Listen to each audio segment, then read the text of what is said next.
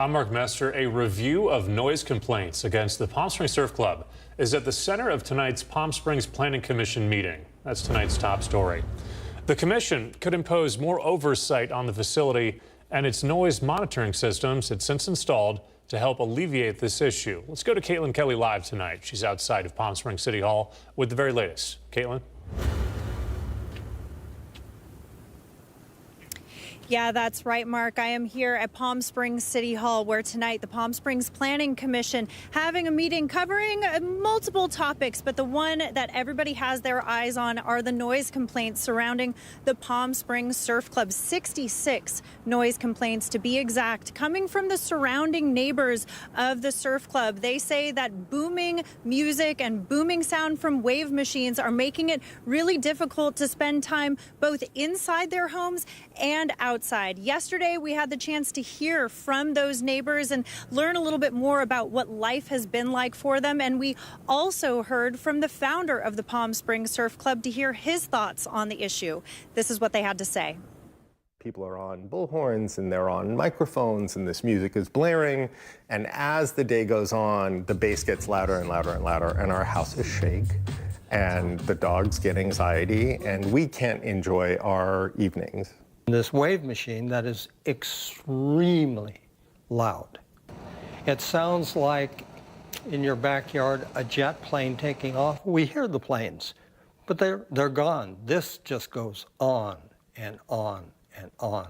According to them, it makes too much noise. According to us, we're just trying to run an operation here and trying to mitigate the sound as much as possible. But it's a water park. It's a wave going on. There's kids running around, people having a good time. And we have these stringent code on us, and we're just trying to do whatever we can to be good neighbors here and keep it under that decibel level. Additionally, Mark, when I spoke with those neighbors yesterday, they said that if they play music at their house, it's actually not allowed to play music outside of their home without potentially getting fined by the city. So they're a little bit frustrated because they feel that there's a bit of a double standard going on between them and the rules that they have to follow with playing music on their own properties compared to that of the Palm Springs Surf Club. Now, tonight, we're going to hear everything and ultimately see if there's any sort of resolution. But until then, I'm Caitlin Kelly, sending it back to you. Caitlin, thank you for that. Let's turn to some news around the region tonight. A new candidate has entered the race for Congress in California's 41st district, which does cover portions of the Coachella Valley. Catherine Ailman officially kicking off her run for Congress at a campaign launch this morning at the Democratic headquarters of the desert in Cathedral City. Ailman is a public school teacher, working mom of four, small business owner, and former Norco City Council member. She enters the race with the endorsement of former U.S. Senator Barbara Boxer and more than 100 local elected officials and community leaders. We've really got to get common sense policies in Congress that are going to provide relief for working families. I hear from them firsthand. I'm one of them. They are struggling with what's happening, and what's coming out of this administration is just continuing to increase costs, which is harming our families in this district. If you want to make a statement that you don't want someone who is there for 33 years fighting for billionaires and not for this district, Catherine is your person. It's going to be a very exciting race. I rarely get into primary fights. I really don't. But when I met her, I just knew. Something inside me said, this is the woman for these times. Ailman was elected to the Norco City Council in a heavily Republican district, becoming the only Democrat on the council. She'll now face incumbent Representative Republican Ken Calvert, among others. You may have heard or seen that in Palm Springs or perhaps Cathedral City today. And now we know what it is. Palm Springs International Airport releasing a statement saying military aircraft were part of a routine training exercise today. Many residents calling us into our newsroom today, telling us their windows were shaking from the sound you just heard. PSP say they do not have any military units based here, but federal law requires them to allow military access to the airfield when needed. They also do not receive advance notice of these flights, which led to a few startled Valley residents this afternoon. Let's go ahead and take a live look outside from our Agua Caliente casino camera in Rancho Mirage, where a lot of people have jumped into the pool. And we got quite a few calls into our newsroom about the military aircraft today. Some people saying they saw as many as 15 flying above their home. A few saying it disrupted their naps. Others saying free air show. Free air show? Yeah. I was going to say, if you were up for that. What time was this at? Did I just miss this? I was like outside all day long. But... Just about an hour ago. Yeah, okay. Well, yeah, living under a rock. I guess I was taking a nap as well. Very cool that we got to see that, like you said, across the sky, getting a free air show there. Beautiful day today to be at the water. You saw there at the pool, looking at the Agua Caliente Casino cam. That's the place to be. Beautiful day today, 102 right now in downtown Palm Springs at the airport. Those winds, yeah, something that we're tracking the next couple of days. We talked about this yesterday. It'll get a little bit gusty as we get into the afternoon and evening hours, as it shows here. So those winds, 15 miles per hour from the northwest direction. Gusts, 22 miles per hour for Palm Springs. Still that onshore flow, so you can see winds from the west there. We have this deepening trough of the west coast, so the low pressure system center is just off the coast there. That'll linger for the next couple of days, start to break down, but that's what's ushering in those cooler conditions, so no complaints there, and enjoy it because we are possibly 1-teens next Monday. Don't want to bring the bad news just yet, but keep that in mind for our evening stroll tonight if you're going to go out and enjoy the beautiful, beautiful skies we have here at 97 degrees at the 6 o'clock hour. We'll be through the 80s at 10 o'clock. And then if you are walking at midnight, go for it. It'll be 70 degrees around that time. For tomorrow, again, more of the same. We'll have those gusty winds in the evening hours as we get into Wednesday. Mostly clear skies for us here in Southern California. A little bit of that marine layer at those coastal cities, but that is about it as far as cloud cover go. That monsoon moisture staying well to the east of us this week. Here's a look at your Comfort Air 3-day forecast. So slightly below average conditions for most of this week. As I mentioned moments ago, we will see another warm up taking us possibly to the 1-teens as we get into early next week. We'll break down more you can expect in that full forecast coming up. Chloe, thank you. Meanwhile, a teacher at Bubbling Wells Elementary is entering into a contest where the educator with the most votes receives school supplies for the upcoming year. Tonight, this teacher is talking to us about why educators feel like they need to go through outside resources to get the supplies that they need. Our Brett Rosen tonight reports. Bubbling Wells elementary school teacher Amanda Mojica says educators are trying to find unique and different ways and trying to get school supplies for the upcoming school year, like entering contests. Amanda Mojica has been a 4th grade teacher at Bubbling Wells Elementary School 3 years now. She says the district does provide some supplies for the classroom, however, it's not enough. So Mojica says the majority of supplies and decorations comes out of her own wallet. Basically, everything you see on the walls is not really provided by the district or the school, so all decorations and everything that makes the classroom homey is bought by teachers. Mojica says despite not getting paid during the summer months, she still spends roughly $500 to $600 for supplies and decorations before the year starts. She says this is common for most educators and can be an added stress. I'm lucky enough to have the means to do it, but I know a lot of teachers don't, especially because they have to supply for their own students, their own kids. And during the summer, when you're not getting paychecks and you're trying to buy stuff for your classroom, it could be really hard. Mojica has a social media presence on both TikTok and Instagram. Set up day one. Got started by rolling up my rug. In many of her videos, she pushes her Amazon wish list to try and get donated school supplies. She says as an educator, it's a common practice to put yourself out there so you can try and receive donations from family and friends. Almost every teacher I know makes a Amazon wish list at the beginning of each school year or the summer, and they send it out to friends and family to try to, get supplies for their classroom. Mojica has even started to enter in contests like Simple Modern, a water bottle brand that is having a competition for who's the favorite teacher. The educator with the most votes wins supplies for the upcoming school year. You win, you get 500 water bottles for the students at the school, $500 for your classroom, $1,000 for your school, and tote bags for all the teachers. Despite the financial stress every summer brings, Mojica says it's all worth it seeing how happy her students are the moment they walk into the classroom. Lots of my students have mentioned to me that they love how I, change up the room for the seasons or have it, welcoming, bright colors on the walls. They notice those things, and so I guess that's what keeps me going. Now, if you'd like to know how you can help support Amanda Mojica in trying to get school supplies for the upcoming school year, you can visit our website, NBCPalmSprings.com. Here in Desert Hot Springs, I'm Brett Rosen, NBC Palm Springs. All right, our thanks to Brett for that. Coming up next here on this Tuesday evening, we're going to take a look at how artificial intelligence is taking off in the airline industry. The goal to improve safety, efficiency, and the customer experience.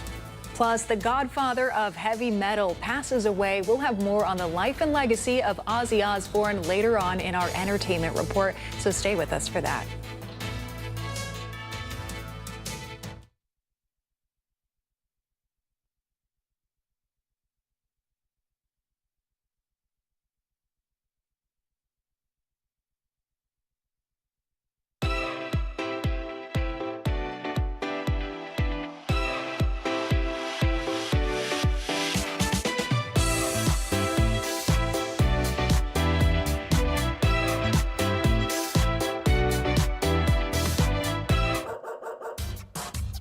They say dogs are a man's best friend, but at NBC Palm Springs, we're a dog's best choice for news.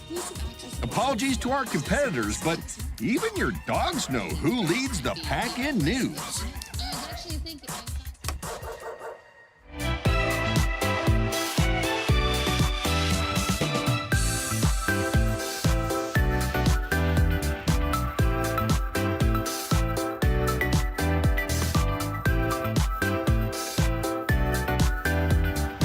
Night after night, discover the unique stories that set our valley apart.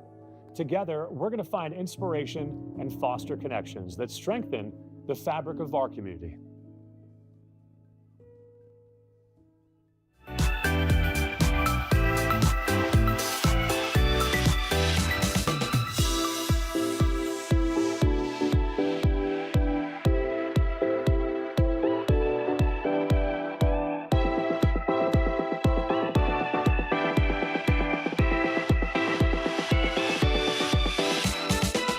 Babies are experts at paying attention to only what is genuinely fascinating, and we couldn't agree more.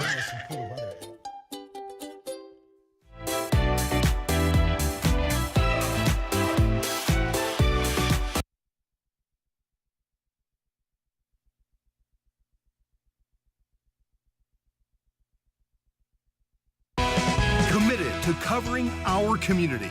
You're watching NBC Palm Springs at 5. Welcome back. Over the past few months, the airline industry has increased its use of artificial intelligence to improve customer experience. Now some airlines are beginning to expand their use of AI when it comes to ticket fares. Ivan Rodriguez tonight with the latest.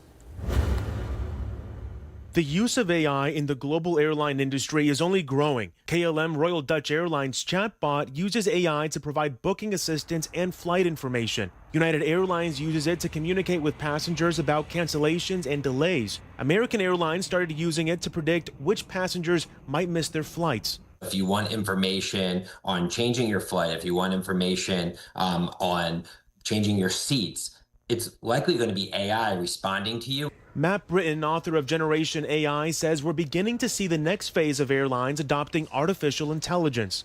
Airlines use dynamic pricing to constantly reprice fares based on market conditions. I think why consumers particularly have a problem with some of the recent news is it's not based upon their IP address.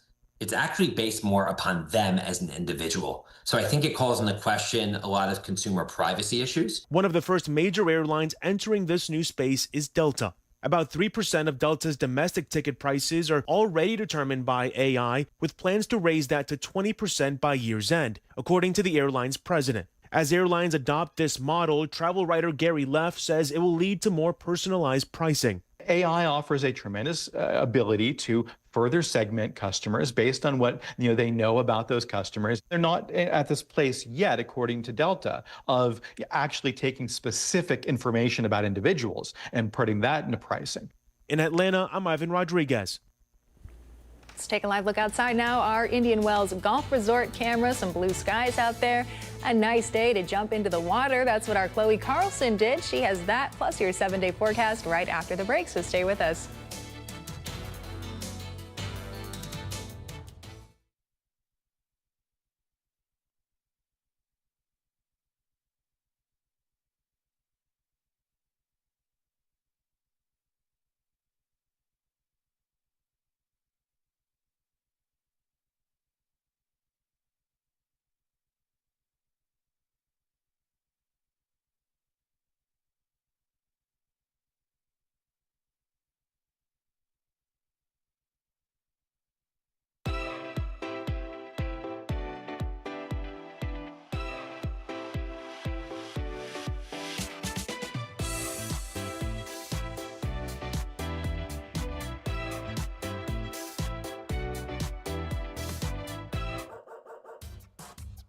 They say dogs are a man's best friend, but at NBC Palm Springs, we're a dog's best choice for news. Apologies to our competitors, but even your dogs know who leads the pack in news.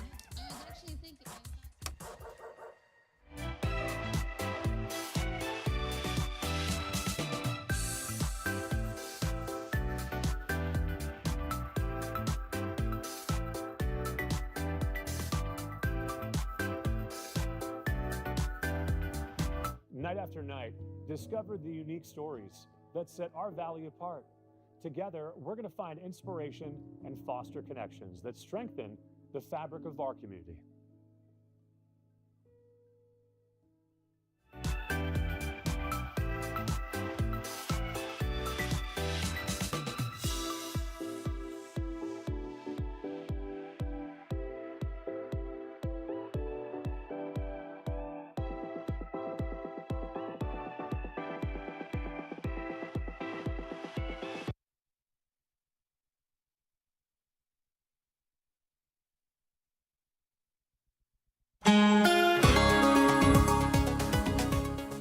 And welcome back to the show. Before we get to weather, I had to showcase this. This was a ladies surf camp today. This is a week 2. That is Lola right there, by the way. She is going to be sponsored very soon, I'm sure. We had girls of all ages, you can see, young and maybe a little bit older, but doing great out there on the waves today. It's such a great time. And what I love is we have women from all over Southern California. Obviously, we have some locals here. There's me trying to catch the wave, love the slow-mo. But we have people from all over Southern California. Lady traveled from Mammoth today to get to check this event out, from Carlsbad, from La Jolla. So all the women coming out to be a part of that event today. So thank you all for coming out. And if that is looking like fun to you and you're like nervous to try surfing, come on out, because it's for beginners, all levels, and it is such a great time to hang out with the women of the community. So here's a live look at the Walter Clark Highway 11 camp in Branch Mirage. Clear blue skies, mostly for Southern California. We have a little bit of marine layer at the coast, but not really for an issue for us here in the Coachella Valley. 102.4 the high, so just slightly below average. Great conditions this week. It's a beautiful week this week, and I have to mention that because it changes a little bit as we get into next week with those temperatures ramping up a little bit. So as far as temperatures right now across Southern California, across the Coachella Valley, here we go. There we go. We froze a little bit for a second. 87 degrees in Yucca Valley, 101 in Thousand Palms on the other side of 10 there, 98 degrees on the southeast end there in Indio. Overnight tonight will be in the 70s here for the desert floor, 64 degrees overnight in Joshua Tree. As far as future winds go, good news here. We're not talking about wind advisories at all this week, which is always a win for us. We will talk about it getting a little bit gusty as we get into the afternoon and evening hours, really for Desert Hot Springs and Whitewater through most of this week. So keep that in mind if your commutes will take you that direction. It will pick up a little bit. We're talking about sustained winds, 20 miles per hour, so those gusts will be in the 30s, and for some isolated areas, 40s. So especially late this evening, I think near the 10 up to 40 mile per hour wind gusts for certain areas. Breezy for us here, mostly on the desert floor. Surface moisture also be drying out back to 5% for that relative humidity Thursday and Friday. As far as Thursday, more of the same, what minor day-to-day changes for us here in the Coachella Valley through most of this week. On the way next week, we have this ridge of high pressure. They'll start to build in on Saturday. And as I've been talking about a little bit earlier, this is what we're looking at for Monday, 110 to 114. So just like I said, enjoy this week. Enjoy those cooler conditions while they last. Here's a look at your Comfort Air 7-day forecast. So below seasonal conditions through most of the week into the first part of the weekend, we are 109 on Sunday.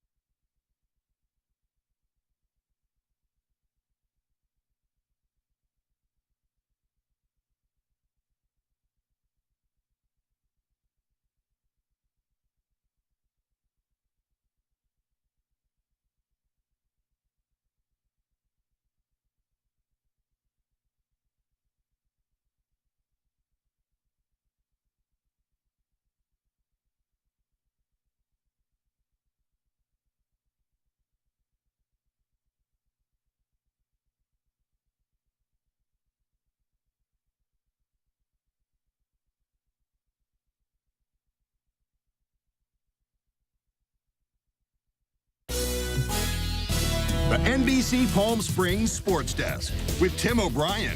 Brought to you by Agua Caliente Casinos. Welcome back. The Firebirds continuing to fill their roster spots this offseason, and a familiar face coming back to the organization. Jack LaFontaine signed a one-year AHL deal with the Firebirds today. LaFontaine has played the majority of the last 2 seasons in Kansas City, where he's been really successful, going 37-11 with a 2.22 goals against average, leading the Kansas City Mavericks to the Kelly Cup Finals back in 2024. You had Decord, you had Drieger, you've got Nika Koko, Alish Steska. Last year, a little bit of a logjam for LaFontaine, but hopes to see some time here in the Coachella Valley this season. And we had this last night late, but I want to bring it to you again. Palm Springs Hockey Academy is coming to the Valley as it continues to grow the sport of ice hockey. All the high school students will begin in September at the Academy. Practice will be held Monday through Friday, 7:15 to 8:45 a.m. before class. The student athletes will attend Desert Christian Academy in Bermuda Dunes. The Academy will bring in student athletes from all over the world. That includes some from LA, even parts of Europe and Canada as well. Host families will be a part of the process as well. We'll have more on that as we get closer to the fall. And tonight at Shadow Mountain Golf Club, it's the first responders face-off between local law enforcement and firefighters. The first of hopefully many years to come. The contest will feature an 18-hole putting green, with the winner taking home 3 rounds of golf and access to the club for the next year, 25-26 calendar year. It all starts tonight at 7 and is open to the public, so we hope to see you there. That'll do it in sports. I'm Tim O'Brien. Thank you, Tim. In some entertainment news tonight, Ozzy Osbourne, the heavy metal rocker known for his outrageousness on and off the stage, has died. He was 76 years old. Stephanie Elam tonight looks back at his life and also his legacy. He was called the Prince of Darkness.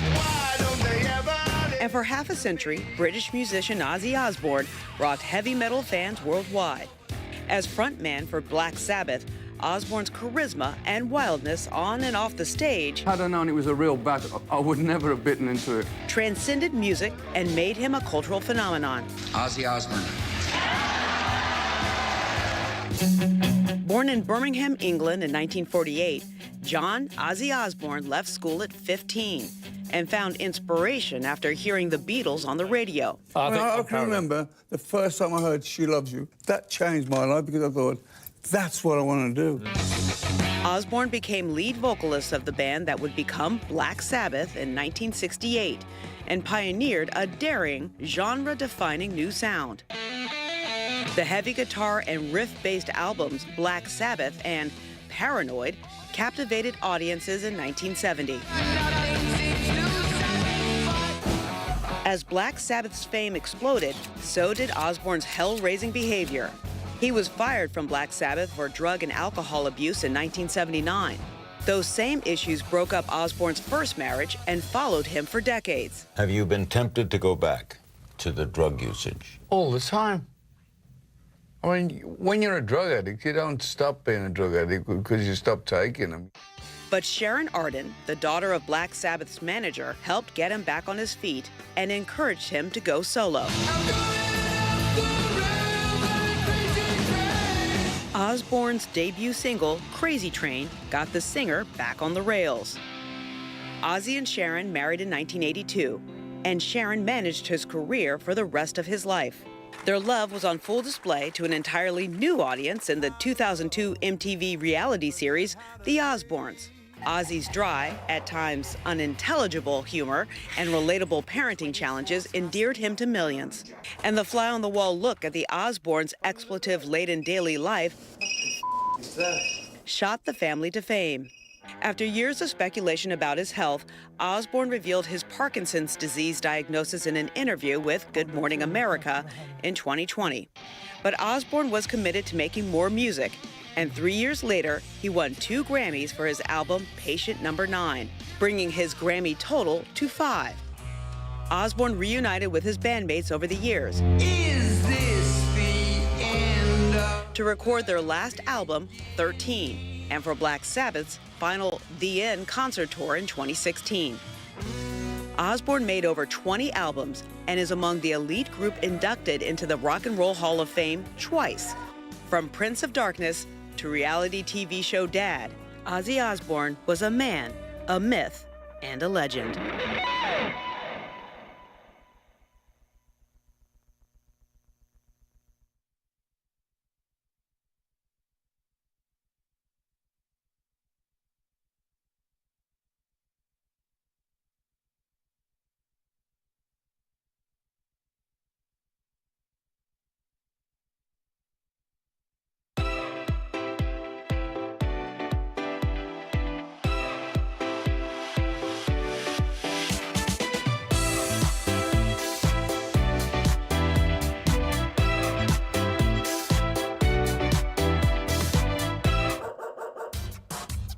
They say dogs are a man's best friend, but at NBC Palm Springs, we're a dog's best choice for news. Apologies to our competitors, but even your dogs know who leads the pack in news.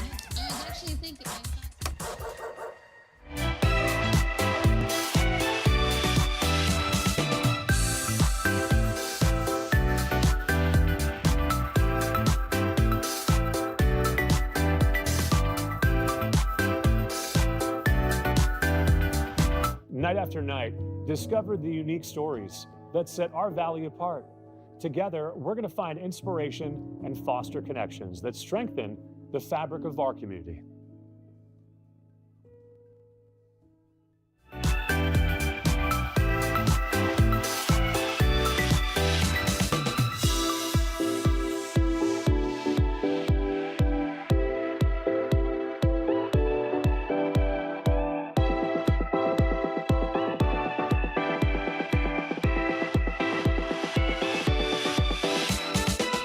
Babies are experts at paying attention to only what is genuinely fascinating, and we couldn't.